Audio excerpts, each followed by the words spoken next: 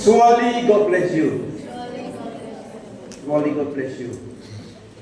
Resurrection Sunday, ada yang katakan Resurrection Sunday, hari Easter adalah hari kebangkitan, perayaan hari kebangkitan Yesus Kristus.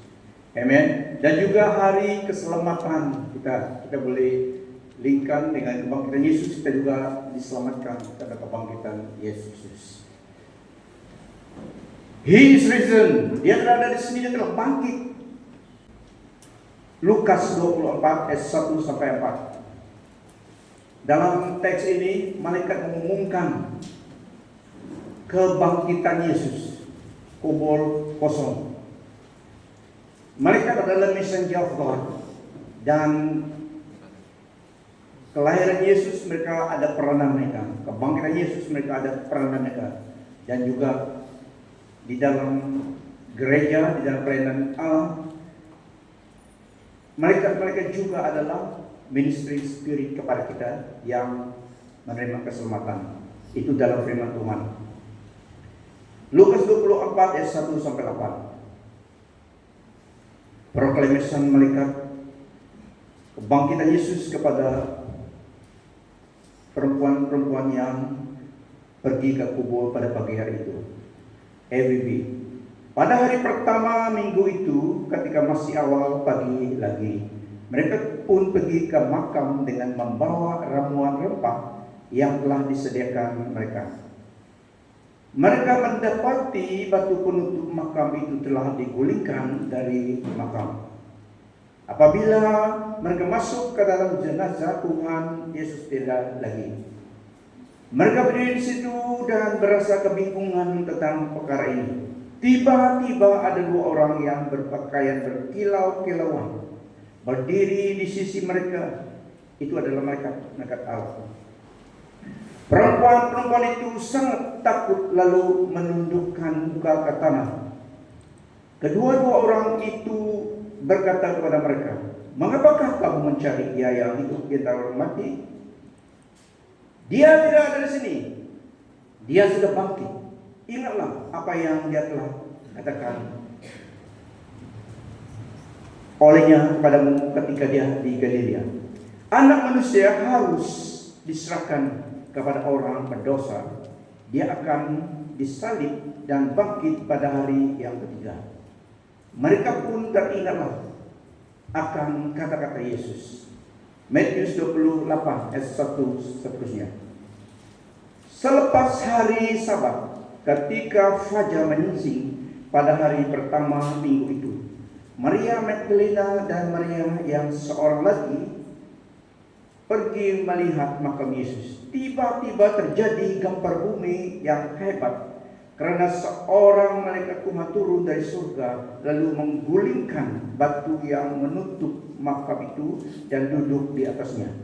Wajahnya laksana kilap dan pakaiannya seputih salji. Para pengawal gemetar, ketakutan apabila melihat malaikat itu, lalu menjadi seperti orang mati. Tetapi malaikat itu berkata kepada siapa? Kepada perempuan itu, bukan kepada pengawal. Tetapi malaikat itu berkata kepada perempuan-perempuan itu, "Jangan takut. Aku tahu kamu mencari Yesus yang telah disalib. Dia tidak ada di sini, karena Dia telah bangkit semula seperti yang dikatakannya. Marilah, lihat tempat Dia dibaringkan dahulu. Marilah tempat Dia dibaringkan dahulu. Kemudian segeralah pergi dan katakan kepada murid-muridnya bahwa Dia telah bangkit daripada kematian, dan Dia mendahului kamu ke Galilea. Di sana kamu akan melihatnya. Lihatlah, aku telah memberitahumu." Mereka pun keluar dari makam itu dengan takut dan amat gembira, lalu berlari untuk membawa berita itu kepada para murid Yesus. Dalam perjalanan, tiba-tiba Yesus menemui mereka sambil berkata, "Salam sejahtera." Lalu mereka pun mendekati Yesus dan memegang kakinya serta menyembahnya. Kemudian Yesus berkata kepada mereka, "Jangan takut, pergilah dan suruh saudara-saudaraku ke Galilea. Di sana mereka akan melihatku." Mari kita tunduk kepada kita. Tuhan dan Bapa kami yang beserta kami melalui Roh Kudus-Mu pada pagi hari ini, karena Engkau Allah yang Maha Kuasa, Maha Dewa, Maha Tahu, dan Engkau beserta kami pada pagi hari ini. Dalam kami merayakan peringatan kami akan kebangkitan Yesus Kristus lebih daripada 2000 tahun yang dulu. Sementara firman Tuhan ditaburkan, kami izinkan Roh Kudus bekerja di tempat ini, supaya setiap kami dalam gedung ini yang mendengar firman Tuhan ditaburkan akan dilayani oleh Tuhan melalui message kebangkitan Yesus Kristus. Karena Engkau Allah yang Maha Di Maha Kuasa Maha Tahu. Layani setiap pribadi, supaya setiap pribadi yang ada di tempat ini akan dilayani oleh Roh Kudus-Mu. Di dalam firman Tuhan kami akui penyertaan-Mu dan Roh Kudus-Mu. Engkau siap sedia melayani setiap hati yang terbuka, supaya satu pun tidak dikecualikan. Ini doa permohonan ucapan syukur kami di dalam nama Tuhan Yesus Kristus. Amin. Nah, itu sejarah benar, kisah benar 2000 tahun lebih dulu, ya. Ayat 11 sampai 15. Sementara perempuan itu sedang dalam perjalanan, beberapa orang pengawal guides tersebut masuk ke kota dan melaporkan kepada ketua-tua imam apa yang telah terjadi. Setelah bermesyuarat dengan tua-tua, mereka memberikan sejumlah uang yang besar pada askar-askar yang berkawal itu, serta berpesan, "Beritahu orang para muridnya datang pada waktu malam dan mencuri mayatnya, lalu dibawa pergi sewaktu kami sedang tidur. Kalau hal ini sampai ke telinga gubernur, kami akan melembutkan hatinya dan kamu tidak akan diapa-apakan." Mereka menerima uang itu dan melakukan apa yang diarahkan.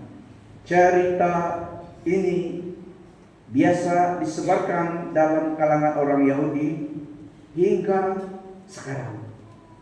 Itu satu deception hingga sekarang.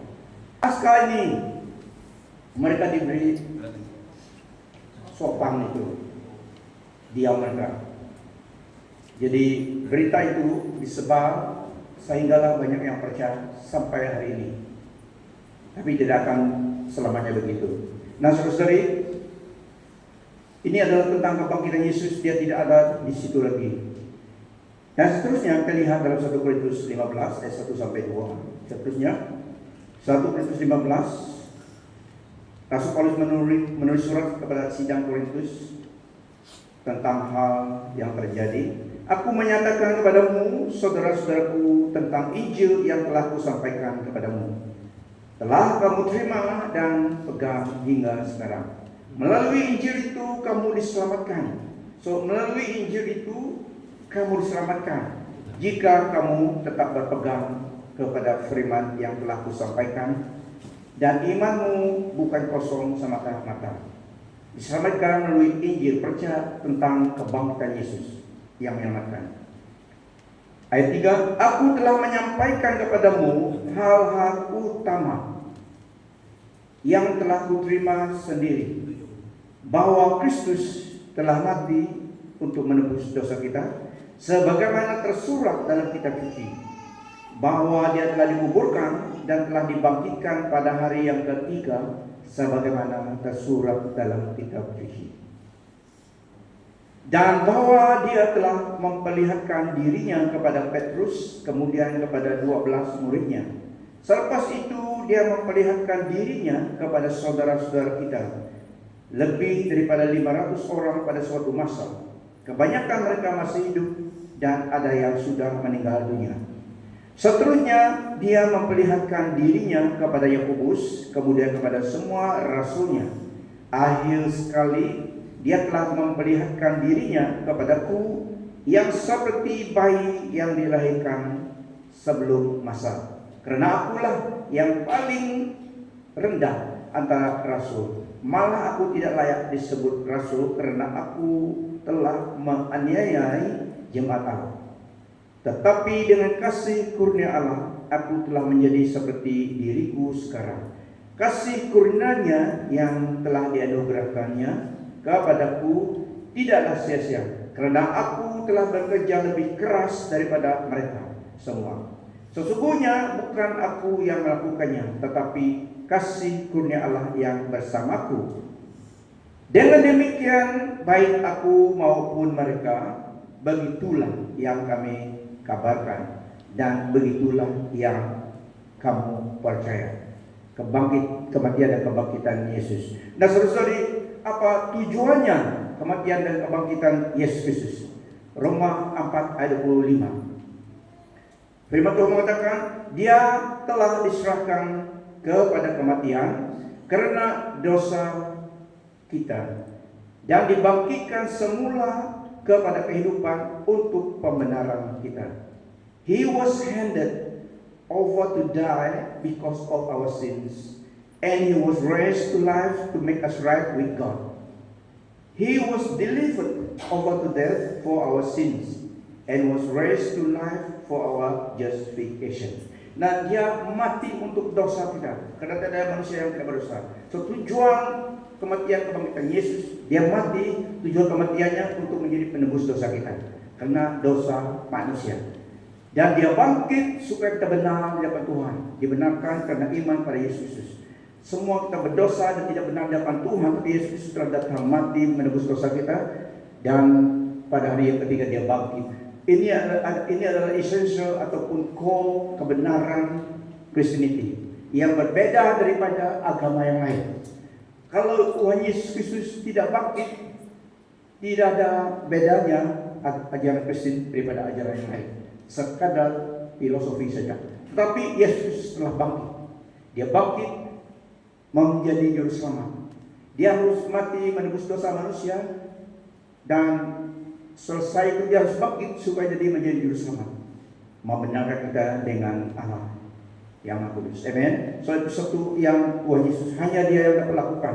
Allah sendiri datang dari surga ke dunia ini karena kasih-Nya kepada saudara dan saya. Satu cara saja untuk penebusan sah di hadapan Allah yang kudus, harus ada penebus dosa yang sempurna. Dosa ada akibatnya. So, semua orang berdosa, tapi Allah mengasihi kita, dan Yesus Kristus datang. Allah sendiri dalam Yesus Kristus datang menebus dosa kita. Dia bangkit pada hari yang ketiga menjadi juru selamat setiap orang yang percaya. Amen. So itu bedanya daripada ajaran-ajaran dunia ini. Bukan salah Tuhan, manusia sesat. Yesus Kristus, Allah sendiri datang. Allah dalam Yesus Kristus. Satunya Allah dan tiga pribadi. Untuk senang kita mengerti, Yesus adalah Allah yang tidak kelihatan itu. Dia datang menyatakan siapa Allah itu. Peranan Bapa, Anak, Roh Kudus. Dia datang menjadi Allah yang menyatakan siapa diri Allah. Yesaya 9 ayat 6. Kita lihat di situ. Wonderful Counselor, Everlasting Father. Bapa yang kekal, Yesus. Itulah Yesaya 9 ayat 6 sebelum dilahirkan dunia ini. For unto us a child is given, a son is being given. His name shall be called Wonderful Counselor, Almighty God, Everlasting Father. So itu refer kepada Tuhan Yesus yang lahir di dunia ini, Prince of Peace. Nah, saudara-saudari, kebangkitan Yesus adalah kebangkitan berita kemenangan. Setiap manusia seharusnya diselamatkan jika mereka percaya pada Tuhan. Itulah penyebaran good news harus disampaikan. Karena the greatest miracle kita tahu adalah salvation of the soul. Mujizat yang terbesar adalah keselamatan jiwa manusia itu. Perlu mujizat yang lain, tetapi yang terbesar daripada segalanya, yang kekal adalah keselamatan jiwa Anda. Yesus datang untuk itu, memberi hidupnya supaya keselamatan itu sampai kepada kita pada hari ini. Nah, berita kemenangan Yesus Kristus telah bangkit. He is risen. Paku yang Anda mencilpe itu tidak dapat menahankan Dia. Tapi pada masa itu 3 hari itu, 3 malam, Setelah disalib dikuburkan, iblis dan kocok-kocoknya berpesta. Ketawa dia, demonic laughter, Lucifer, Satan, ha ha ha ha. Bukan macam itu lah kata ada. Tapi dia kata, dia mengolok. Dia yang menyusahkan. Politician senang kasih SS, kasih gift. Politician karena dia menyusahkan politik pada masa itu. Korupsi dia menyebarkan, dia sehingga juga di dalam table dia gulingkan. Jadi mereka senang sudah ada yang politician yang korupsi itu, yang tadi itu yang beri tentera duit itu dari dulu pun korupsi ada di rasuah. Dari dulu ada. Mereka senang, senang mereka karena 3 hari 3 malam. Iblis tawa dia. Wah, sudah di neraka. Belum di neraka dia. Iblis belum ada di neraka. Kalau di neraka tidak keluar lagi dia. Ada yang di neraka diikat. Paling teruk, paling jahat daripada iblis. Kalau mereka keluar, membunuh terus saja. Tuhan ikat mereka. For the last days akan dilepaskan. Mereka akan melakukan juga agenda Allah. So, 3 malam. Disciple Tuhan Yesus sedih. Aduh, macam mana ni? Pengharapan yang terpegang seakan pudar, akan sudah hilang lagi. Pegangan mereka tidak ada, karena Yesus telah disalib dan dikuburkan. Benar-benar mati di kayu salib, benar-benar dikuburkan. Ya, tapi pada hari yang ketiga itu mulailah pergerakan kehidupan. Karena dia mati untuk melengkapi fulfillment of the sacrifice dapat kita Yesus. Dan pada pagi hari early in the morning, Mary Magdalena, banyak yang nama Mary, ada nama Mary sini. Mereka yang diberkati jumpa Tuhan Yesus dulu. Mary yang satu itu 7 roh jahat dikeluarkan dari tubuhnya dulu, sekarang masih Yesus. Kalau yang kereta dengan Tuhan Yesus harus pasti ada perubahan. Mary Magdalena yang tidak baik statusnya dulu, 7 demon spirit dalam dia dilepaskan oleh Tuhan. Dia mengasihi Tuhan. Pertama dia yang juga antara di grup itu melihat kebangkitan Yesus. Pada pagi hari itu mereka membawa rempah. Mereka ingat masih dia di situ. Tapi pada hari itu, pagi itu, setelah selesai segala sesuatu rencana Allah, Yesus bangkit. Karena dia Allah yang dari mula, dari kekal sampai kekal. Dia bangkit pada pagi hari itu. Paku 6 inci itu tidak dapat. The nails cannot hold him. The grave cannot stop him. He died for our sin and raised to life for our justification. Paku 6 inci itu tidak dapat menahan dia di kayu salib. Kubur tidak dapat menahan dia. The grave cannot contain him, can't hold him. Pada pagi hari itu, Yesus bangkit. Malaikat menyebar berita baik itu kepada perempuan-perempuan yang dulu melawan Tuhan Yesus. Karena kasih mereka kepada dia. Paku yang ada inci, mungkin ada inci mereka pakai itu. Ada paku yang 7 inci kan? Ataupun mereka modified, tapi paku panjang. Orang Roman pada masa itu jahat, kejam. Kalau Tuhan Yesus tidak bangkit, Roman akan menawan semua orang Yesus itu sampai selamanya. Tapi Tuhan Yesus bangkit, paku yang diletakkan di kaki dan tangannya tidak dapat menahan dia. Kubur tidak dapat menghalang dia. Dia bangkit setelah selesai pada pagi hari itu. Dia bangkit. His reason. Mereka katakan dia tidak di sini. Why do you look for the life, for the living among the dead? Kenapa mencari yang hidup di antara orang mati. Dia datang dari sini. Dia telah bangkit. Amen. Yesus telah bangkit. Beri kemuliaan bagi Tuhan. Tuhan Yesus berkata, I am the Alpha and the Omega. Dia menyatakan deklarasinya, menolong kita manusia supaya kita tahu ini Allah yang benar. Dia katakan dalam Wahyu, I am the Alpha and the Omega, says the Lord God, who is and who was and who is to come, the Almighty. I am the living one. I was dead, and now look, I am alive forever and ever. And I hold the keys of death and Hades. Akulah Alpha dan Omega, yang pertama dan yang terakhir. Demikian firman Tuhan Allah, yang Maha Kuasa, yang ada sekarang, yang ada dahulu, dan yang akan datang. Akulah Dia yang hidup. Aku pernah mati, tetapi lihatlah, aku hidup selama-lamanya. Aku memegang anak kunci kematian dan alam maut. This is our God. Wow. Ini Allah kita. That's why kita mengikuti Yesus.